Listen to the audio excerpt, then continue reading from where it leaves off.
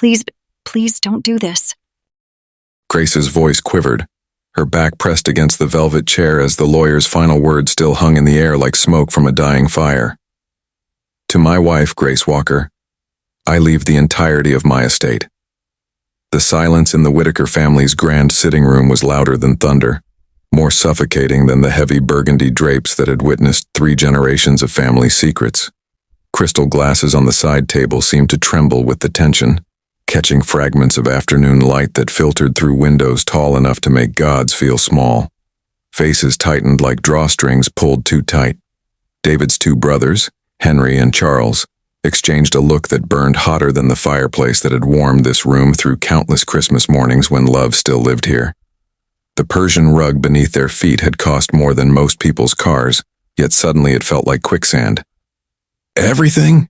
Henry roared, his fist slamming against the polished oak table that had been carved by Italian craftsmen in 1892. The chandelier overhead rattled like old bones, its crystals singing a funeral song for family harmony. Everything goes to her, after all we built with him? After 30 years of blood and sweat? Grace swallowed hard, her hands clutched tightly in her lap like small birds seeking shelter. The wedding ring David had placed there just 18 months ago caught the light, a simple band that somehow held more weight than all the gold in the room. I didn't take anything from you. David trusted me. He loved me. Loved you? Charles spat, his face twisting into something their mother wouldn't recognize from the family portraits lining the mahogany-paneled walls. His Harvard MBA suddenly seemed worthless, reduced to nothing but expensive paper in the face of raw greed. You're nothing but a gold digger who walked into this family and destroyed it like a tornado in a trailer park. The words hit Grace like physical blows, each one designed to strip away her dignity piece by piece. You think you can sit here like a queen while we, his real blood, are left with scraps like beggars at our own table?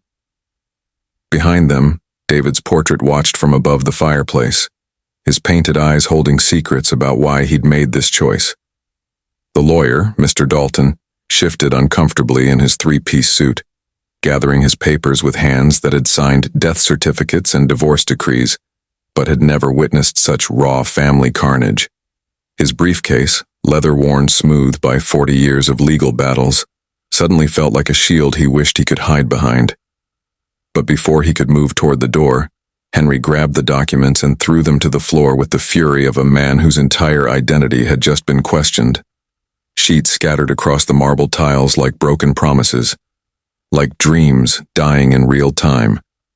The sound echoed off the vaulted ceiling, loud enough to wake the portraits of dead walkers who had built this empire from nothing.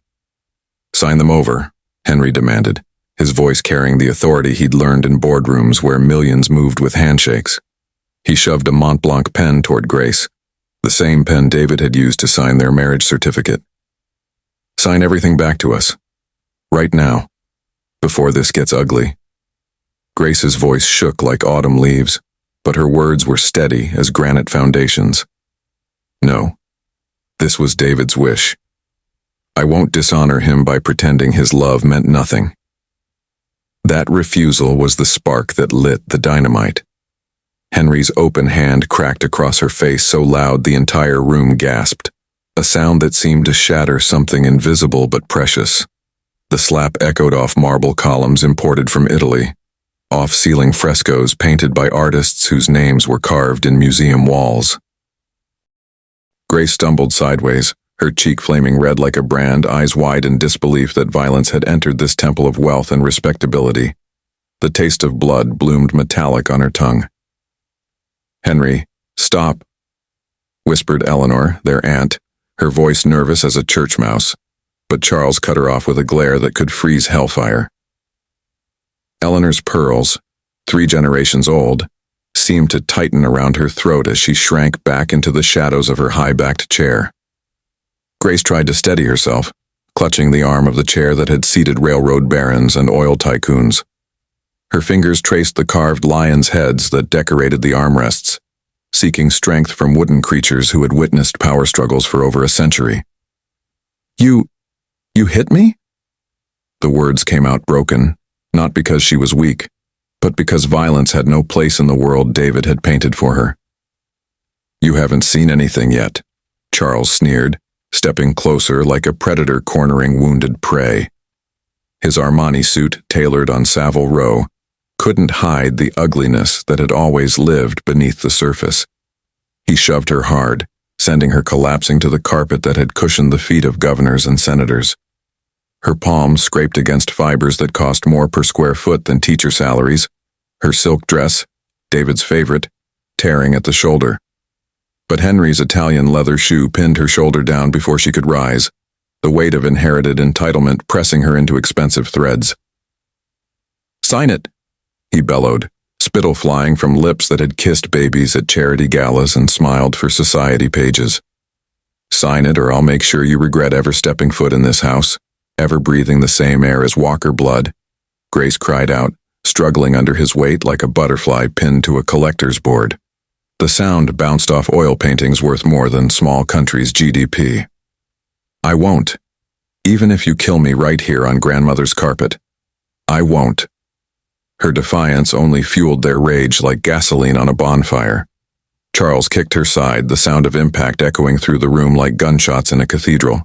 She curled, gasping for air that suddenly felt too thin, but refused to scream loud enough to give them satisfaction. "You thief," Charles spat, circling her like a shark tasting blood in the water. His shadow fell across her like a storm cloud, blocking out hope. "You used your smile, your fake kindness, your widow's tears to trick our brother into forgetting who his real family was." Someone in the corner sobbed quietly. Abigail, the youngest cousin, barely 22, her small frame trembling like a leaf in a hurricane. Her iPhone clutched in manicured hands that had never known violence, never seen family love turned into family warfare. Her voice was too soft, her courage too thin, bred out of her by generations of women who learned to whisper when they should have screamed. "Stop, please. This isn't who we are." But her words evaporated like morning dew before they reached the brothers' ears. The brothers didn't hear her pleas. Or maybe they did, and didn't care anymore about anything except the money that had defined their worth since childhood. Henry yanked Grace up by the arm, fingers digging into flesh that would bruise purple by morning. He shoved the Mont Blanc pen into her palm with enough force to leave ink stains on skin that had only known David's gentle touch. "Sign it!" His spit hit her cheek as he screamed, his Harvard-educated vocabulary reduced to caveman grunts. "Sign it before I forget we're in polite company." She threw the pen across the room with what strength remained in her trembling arm. It skittered across marble imported from Carrara quarries, past furniture crafted by master artisans, coming to rest beneath a Monet that had hung there since David's grandfather's time. Her voice broke, but remained strong as steel cables. "No, this is mine. David trusted me with his life's work, and nothing you do will change that truth." The words hung in the air like battle flags. Charles's fist slammed into her stomach, driving out breath that tasted like fear and determination mixed together. She doubled over with a groan that seemed torn from her soul, crashing to her knees on Persian silk that had cushioned the prayers of women stronger than she knew she could be. Laughter erupted from Victoria, Henry's wife, perched on the velvet couch like a vulture in Chanel. Her diamond tennis bracelet caught the light as she clapped her hands in delight at the spectacle. "Look at her now, darling. David's little princess reduced to nothing but a beggar in her own castle." Victoria's voice carried the particular cruelty of women who marry money and forget they once loved something else. "Just sign the papers and save yourself the embarrassment, sweetie. We all know what you really are." Tears welled in Grace's eyes, but she lifted her chin with the dignity of queens who died rather than surrender their crowns. Blood from her split lip tasted like copper pennies and broken promises. "You can beat me until your hands are bloody. Call me names that would make your grandmother spin in her grave. Pour your hatred on me like baptismal water." Her voice grew stronger with each word, fed by something deeper than fear. "But I will never give you what isn't yours to take." Charles growled like an animal, all pretense of civilization stripped away by greed that had fermented in his heart for decades.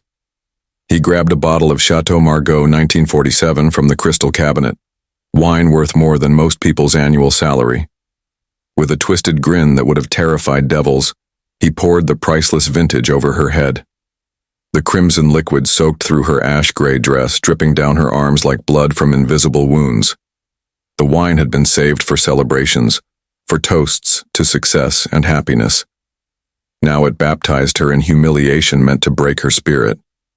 "Now you look like what you really are," he mocked, his voice carrying satisfaction that tasted bitter as wormwood. "Stained. Worthless. A beggar who thought she belonged in a palace built by better people than you'll ever be." The wine pooled on marble floors that had hosted presidents and foreign dignitaries. Abigail gasped, covering her mouth with hands that shook like earthquake victims, terrified of becoming the next target of family fury. Grace knelt on the floor, wine-soaked and shaking, looking like a fallen angel who refused to surrender her wings. But still she whispered, her voice cutting through their laughter like a sword through silk. "David would be ashamed of you, both of you. Ashamed that his blood became monsters." Her defiance hung in the air like fire, like lightning that illuminates truth in the darkness. It burned hotter than their rage, cleaner than their greed. Henry's face turned crimson as the wine that stained her dress. His hand raised again, ready to strike harder, to silence the voice that spoke truths he couldn't bear to hear. Grace braced herself for impact, blood already staining her lip, but her eyes never closed. She would see the next blow coming. She would remember the face that delivered it. And that's where the real story begins. Henry's hand hovered in the air like a blade waiting to fall, daring me to breathe wrong, to exist in his presence. "Sign," he growled, grinding his heel into the scattered papers like he could pin the entire estate to the floor through sheer force of will. My cheek burned where his ring had cut skin, wine soaking through silk threads that would never be clean again. But I lifted my eyes to meet his and said the only word that mattered. "No." He blinked, just once, surprised that broken things could still have sharp edges. Then he jabbed the Mont Blanc pen into my palm so hard the gold tip bent against bone, leaving an ink wound that would stain for days. Charles circled behind me like a predator selecting the best angle for the killing bite, his voice low and poisonous as snake venom. "You married our brother, not this house, not the company, not the Walker name that opens doors from New York to Hong Kong." I answered through the salt taste of blood in my mouth, through pain that tried to steal my voice. David trusted me with all of it. The house, the business, the name. And he was right to. Charles laughed, sharp and cruel as winter wind through cemetery gates. "He's dead, sweetheart. Food for worms. We're what's left of Walker blood, and blood matters more than marriage certificates." From the velvet sofa, their mother smoothed a linen napkin that didn't need smoothing, her fingers moving in nervous patterns. Margaret Walker, society matron, hospital board member, woman who'd raised money for orphans while raising sons who became monsters. "You're making this so much more difficult than it needs to be, dear," she said without looking up. Her voice carried the particular weakness of women who choose comfort over conscience. "Just sign the papers. We'll make sure you're comfortable. A nice apartment somewhere, a monthly allowance. You'll want for nothing." Their father, William Walker, stared past me at the mantel where his achievements gleamed in silver frames. His eyes fixed on photographs of handshakes with senators, of groundbreaking ceremonies, of anything that didn't require him to see what his sons had become. He had the look of men who want the mess to vanish itself, who believe that looking away makes them innocent of what they allow. Only Abigail whispered from her corner chair, "Please, just stop. This isn't who we're supposed to be." Her words were too small to matter, too soft to compete with the sound of family love dying in real time. Henry yanked me upright by the elbow, his breath hot against my ear like sulfur from hell's gates. "Last chance, Grace. Sign the papers and walk away with your dignity. Keep fighting and lose everything, including your pretty face." I felt the bent pen fall from my numb fingers, heard it click against marble like a period at the end of a sentence. I said the only thing that had ever mattered in this room full of lies. No.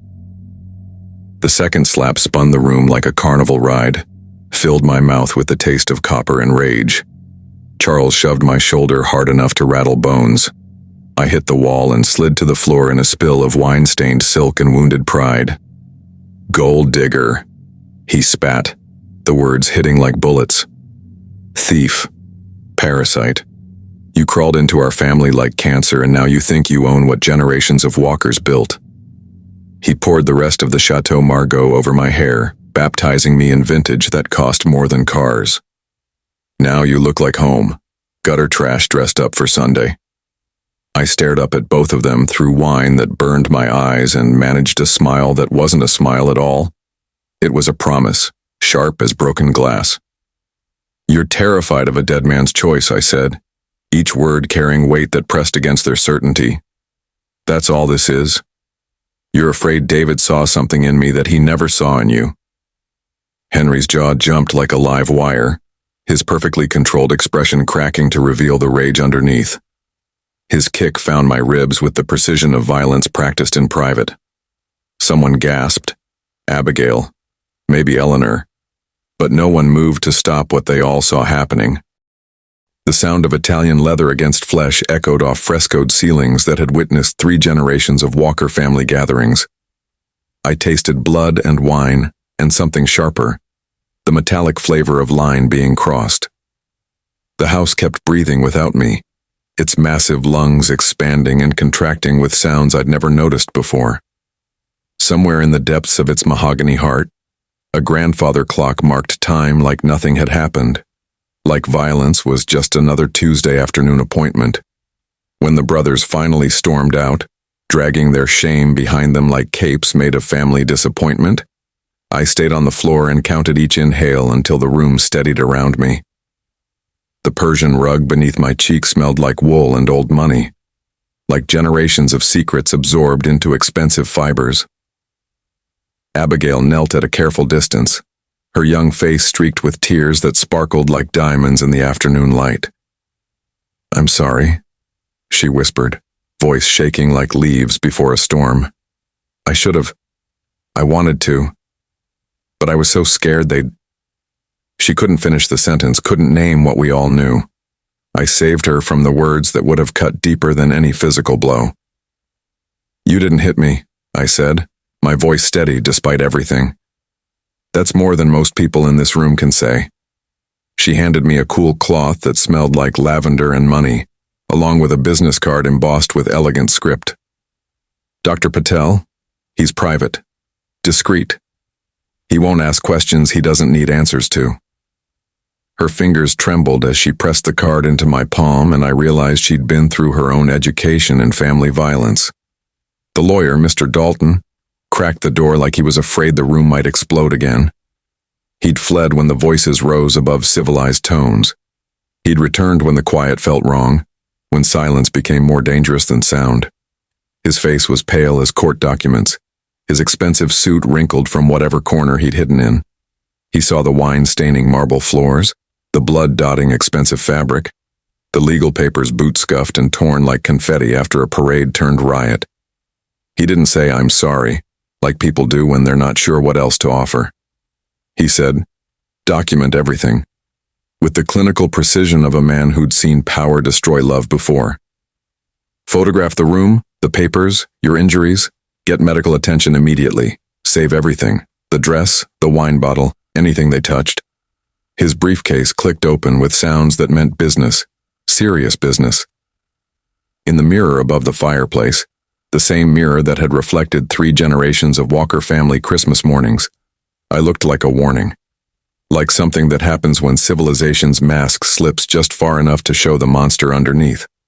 At the clinic, Dr. Patel's examination light found purple blooming under my skin like violets after rain. Contusions along the ribs, facial bruising consistent with open hand strikes, split lip, possible minor concussion. He dictated into his recorder with the tired kindness of a man who'd seen too much. His gentle hands found damage with clinical precision. "Photograph all of it," I told him, my voice steady now that I was somewhere safe. "Every bruise, every cut, every mark they left behind." He did, creating a medical record that would speak when my voice couldn't. "Do you want to file a report?" he asked, brown eyes holding understanding that came from treating other women who'd learned that money doesn't make monsters gentle. I met my own eyes in the stainless steel of a surgical tray and answered the hardest yes I've ever said. Back at the house, I laid the bent Mont Blanc pen on the granite kitchen counter and took pictures of everything. The wine footprints they'd tracked across marble floors, the torn papers scattered like fall leaves, the overturned furniture that marked their passage through my life. I saved the wine-stained dress in an evidence bag, sealing it with the clinical care of a forensic investigator. I saved the broken cork with their fingerprints. I saved the silence and turned it into a list of charges that would follow them into courtrooms where money talked differently. They walked into the courthouse 3 weeks later in matching Navy suits, the uniform of men who believe consequence is something that happens to other people. Their attorney, Harrison Price, silk tie, silver hair, smile that cost $1,000 an hour, moved like a shark in expensive water. "Ms. Walker," he said to me in the marble hallway outside the courtroom, his voice smooth as aged whiskey. "Surely there's a dignified settlement we can arrange, a quiet resolution that serves everyone's interests." I looked at the bruise still yellowing at the edge of my jaw, a week old and loud as a scream. "Dignity started the moment I said no," I replied. "It continued when I refused to let them buy my silence." Inside, the courtroom smelled like justice, leather and wood polish and the particular tension that comes when truth faces power in formal combat. Judge Patricia Morrison, silver hair swept back in a bun that had witnessed 40 years of legal battles, patient eyes that had seen every lie money could buy, glanced over the file with the thoroughness of a surgeon examining x-rays. "State your names for the record," she said, her voice carrying the authority of gavel strikes and final judgments. "Henry Charles Walker." "Charles Montgomery Walker." She turned to me with eyes that held understanding. "Grace Elizabeth Walker." The prosecutor, Amanda Chen, began where truth usually starts, with evidence that can't be argued or bought. "Your Honor, the state will present medical documentation, time-stamped photographs, witness corroboration of injuries immediately following the incident." She moved with the precision of a surgeon, each piece of evidence placed like stitches in a wound. "Forensic residue, wine and blood on clothing and carpet recovered by officers responding to the victim's complaint." Henry's attorney stood, his movements fluid as expensive silk. "Your Honor, this is a domestic misunderstanding blown out of proportion by grief and family tension. Ms. Walker fell during an emotional discussion. She refused medical assistance at the time." The words hung in the air like smoke, pretty and poisonous. He actually said it with a straight face. I fell. Like gravity had specifically chosen me for violence. I stood, feeling the weight of truth in my bones. "May I address the court, Your Honor?" Judge Morrison nodded, and I told the room what a slap sounds like in a house that's always been too quiet. I told them what a kick does to breath, how it steals air and leaves you gasping like a fish on dry land. I told them how a father can stare past a woman being beaten to save himself the discomfort of choosing sides. I told them how the word no becomes the only inheritance most women ever receive. That, and learning to say it louder when the first time isn't enough. The defense attorney smirked, confidence radiating from his $5,000 suit.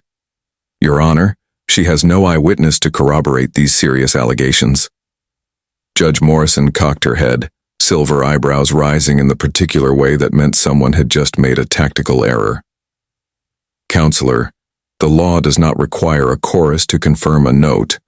We have contemporaneous medical evidence, physical scene evidence, and motive as clear as courtroom windows." She turned to Henry and Charles, fixing them with eyes that had stared down corrupt politicians and lying CEOs. "But let's hear your version of events." Henry squared his shoulders, chin lifted with the arrogance of a man who'd never faced consequences.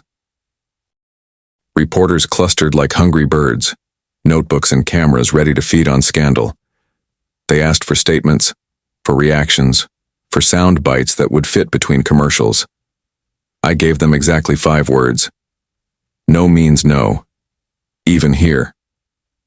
At home, I opened the evidence bag containing the wine-stained dress and did not flinch. The silk was ruined, would never be beautiful again, but it had served its purpose.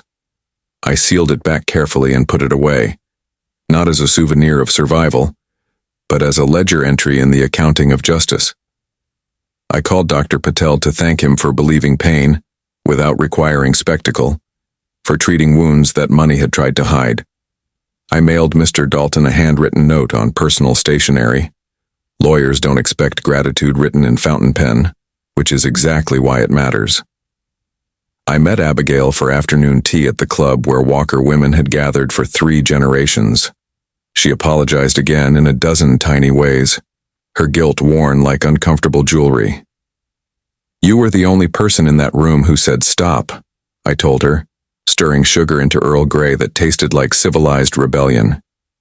In a room full of cowards and criminals, you were the only one who remembered we're supposed to be human beings. That counts for everything. We spoke about boundaries, the kind that don't move when money leans against them, when power demands surrender. She cried tears that sparkled like the diamonds around her throat. I didn't cry, not because I was braver, but because I'd already done my crying on marble floors where no one came to help. That night, I walked through the house room by room, touching the edges of a life that had tried to destroy me and inadvertently saved me. In David's study, I sat in his leather chair and felt his presence like warm light. On the mantel, I placed a single photograph of David where his brothers used to display their trophies, small, simple, unpretentious. They thought you chose wrong, I said into the mahogany-scented quiet. They couldn't understand how a man could see gold in a woman's heart instead of just counting the gold in her bank account. I touched the glass over his face with fingertips that still bore faint marks from their violence. You didn't choose wrong, my love. You never did. Then I stood at the tall windows that overlooked gardens David had planned but never got to see bloom. I let the darkness be gentle for the first time in weeks. Let it wrap around me like a silk shawl instead of a burial shroud. Tomorrow would bring lawyers and accountants and all the machinery of an estate that needed managing. But tonight, I was simply a woman who had said no and meant it, who had refused to let violence silence truth. I was Grace Walker, widow and survivor, keeper of a love story that had outlasted the hatred that tried to destroy it. Have you ever been told to sign away something that was already yours? Your dignity, your safety, your voice that speaks truth in rooms full of lies? What would you have said if the whole room told you to be quiet, to smile, to accept whatever scraps they were willing to throw at your feet? Would you have found the strength to say no when no meant facing their worst? When refusal carried the price of blood and bruises and wine-stained silk? Tell me in the comments below. I'm listening to every word, because your story matters as much as mine, and courage is contagious when we're brave enough to share it. If you love this kind of true-to-the-bone storytelling that doesn't flinch from hard truths, don't forget to like this video, subscribe to my channel, and share it with the people in your life who need to know that justice is possible. Hit that notification bell so you never miss a story about standing up when everything tries to knock you down. I'll see you in my next video, where we'll talk more about finding your voice when the world tries to steal it. Until then, remember, no means no, even in rooms full of money and power.